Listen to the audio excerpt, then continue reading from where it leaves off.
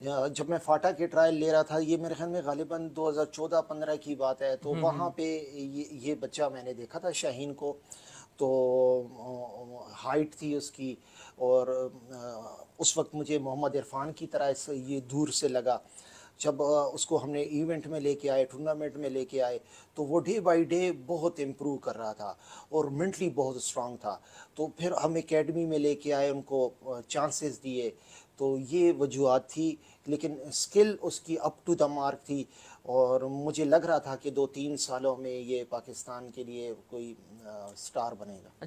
इस वक्त हमारे साथ मौजूद हैं एबटाबाद की उस टीम के कोच जिन्होंने नेशनल टी20 में सबको सरप्राइज कर दिया और पेशावर की अनबीटन टीम को सेमीफाइनल में भी हराया और थ्रू आउट द टूर्नामेंट कारकर्दगी इनकी बहुत शानदार रही। साकिब फ़कीर सीनियर कोच हैं, वैसे सीनियर लगते नहीं है लेकिन सीनियर कोच हैं पाकिस्तान क्रिकेट बोर्ड के। इनसे बात करते हैं। साकिब भाई, एबटाबाद की टीम जब आप बना रहे थे, उम्मीद थी कि ये टीम इतना अच्छा करेगी?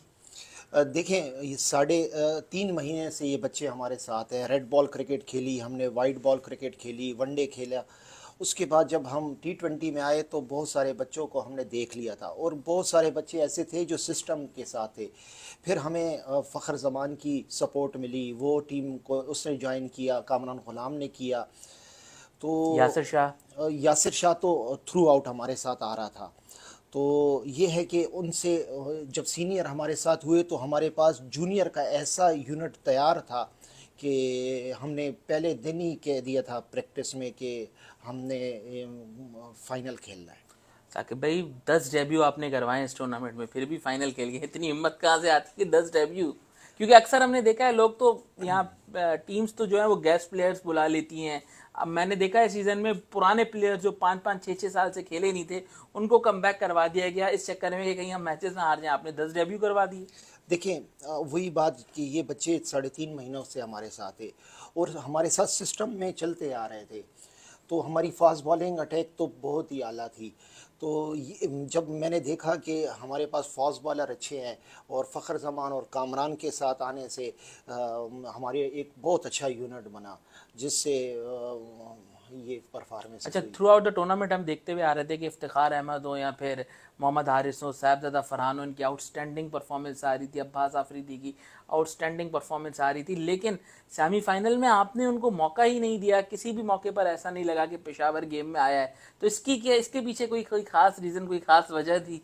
देखिए, ये बच्चे ये जो पिशावर के हैं, एबटाबाद, फाटा के, ये एक ही जगह पे खेलते हैं। और मैं पिछले साल as a fielding coach KP के साथ काम कर रहा था, तो ये सब हमारे साथ ही काम कर रहे थे। तो जब हमने यहाँ पे इनको देखा, इनकी वीडियो देखी, तो हमने प्लान किया कि हमने इनको कैसे पकड़ना है। जब हमने इनके रन्स बंद किए तो वो हमें ज़्यादा टोटल नहीं दे सके, और इस वजह से हम ये आसानी मेरे से। ख्याल से गालिबन पहली मर्तबा होगा कि एबटाबाद नेशनल T20 के किसी भी इवेंट का फाइनल खेल रही हो। जी, ये पहली बिल्कुल। दफ़ा है, बिल्कुल। मैं वही रिकॉर्ड्स देख रहा था कि पहली दफा है कि सेमीफाइनल तक तो पहुंची है। माजी में यूनुस खान हो गए, उमर गुल हो गए, बड़े बड़े नाम हमें, जुनेद खान, बड़े बड़े नाम हमें, अदनान रईस, बड़े बड़े नाम हमें खेलते हुए नजर आए एबटाबाद की टीम से। अच्छा, थोड़ा सा इस हवाले से जरूर बताइएगा कि टैलेंट को किस तरीके से उन एरियाज में आप लोग नर्चर करते हैं, क्योंकि वहां पर शायद इतनी फैसिलिटीज भी नहीं होंगी, ग्राउंड्स का भी फुकदान होगा। किस तरीके से लड़कों को आप लाते हैं इस स्टेज पर?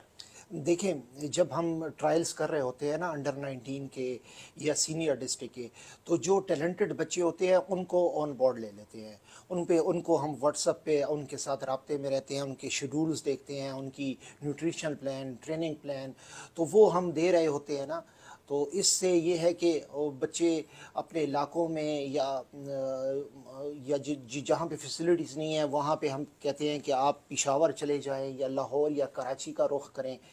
तो उनको अवेयरनेस दे रहे होते हैं, तो उससे ये होता है कि बच्चे दिन पर दिन इम्प्रूव हो रहे होते हैं। अच्छा, शाहीन शाह अफरीदी को पहली दफ़ा आपने स्पॉट किया, आपसे क्लोज भी, हालांकि उनके भाई खुद टेस्ट क्रिकेटर रह चुके हैं, लेकिन शाहीन का ये जो ग्राउंड्स का सफ़र है, फिर पाकिस्तान अंडर 16, अंडर 19 और फिर पाकिस्तान टीम तक का, वो कैसे हुआ? कब आपने उनको देखा और आपको लगा कि नहीं, ये भी प्रोफेशनल क्रिकेटर बन सकते हैं? देखिए, जब मैं वैसे टैलेंट हंट ऑफिसर भी रह चुका हूँ। हम टैलेंट हंट के ट्रायल करते थे केपी में, बहुत सी जगहों पे मैं गया। जब मैं फाटा के ट्रायल ले रहा था, ये मेरे ख्याल में गालिबन 2014-15 की बात है, तो वहाँ पे ये बच्चा मैंने देखा था शाहीन को। तो हाइट थी उसकी, और उस वक्त मुझे मोहम्मद इरफान की तरह ये दूर से लगा। जब उसको हमने इवेंट में लेके आए, टूर्नामेंट में लेके आए, तो वो डे बाय डे बहुत इम्प्रूव कर रहा था और मेंटली बहुत स्ट्रांग था। तो फिर हम एकेडमी में लेके आए, उनको चांसेस दिए। तो ये वजूहत थी, लेकिन स्किल उसकी अप टू द मार्क थी, और मुझे लग रहा था कि 2-3 सालों में ये पाकिस्तान के लिए कोई स्टार बनेगा। अच्छा, डोमेस्टिक में तो आप काम कर ही रहे हैं, पाकिस्तान एमर्जिंग अंडर-19 के साथ भी आप काम कर चुके हैं। फ्यूचर में हम देख सकते हैं कि आप पीएसएल में किसी टीम के साथ काम कर रहे हो या फिर पाकिस्तान टीम में हमें आप नज़र आए, क्योंकि माशाल्लाह से आपने जो टैलेंट प्रोड्यूस किया है वो पाकिस्तान को सर्व कर रहा है। बिल्कुल। देखें, पाकिस्तान अंडर 19 के साथ इमर्जिंग में टूर कर चुका हूँ, और रीजन में केपी में काफ़ी सर्विसेज दी है मैंने। तो पीएसएल में ऑफ़र्स हो चुकी थी, लेकिन कुछ मजबूरियों की वजह से नहीं किया। अभी ये है कि अभी मौका मिला तो लाजमन मैं पीएसएल में किसी भी टीम के साथ काम करने के लिए तैयार हूँ। चलें, आपके लिए बेस्ट विशेस और सारी अप्रिसिएशन आपको, जिस तरीके से आपने इस यंग टीम को लड़ाया और इतना आगे तक पहुंचाया है। शुक्रिया जी, थैंक